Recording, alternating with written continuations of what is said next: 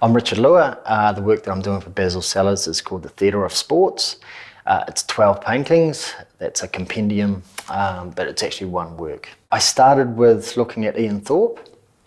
I started looking at him because he suffered from depression and mental illness. So that was an interest to me. I looked at elite sports people that actually suffered from some sort of depression or anxiety. So this was the starting place. And then it went on to more extreme, not more extreme, but extreme events where people have failed during their games or their matches. And looked at the vulnerability and the emotional side of sport and how these people, these elite sports people, have to be incredibly strong and resilient and their discipline in order to overcome their failure, their losing.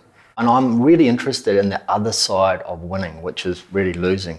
I'm more interested sometimes in listening to who comes second in the Australian Open rather than listening to who comes first. The process of making these works is the gathering. Like over the last few years, I've gathered hundreds of images through TV, through the websites, through internet, through books, magazines. And then I've sort of put those on my studio wall, and I've sort of resonated for one reason or another with the people that are experiencing these losses. I rub my paintings and I physically build them up, so there's multiple layers going on, so it changes and evolves throughout the month or 2 months of actually painting the imagery. And I like to let accidents happen within the paintings and also let what's happening around me inform the paintings.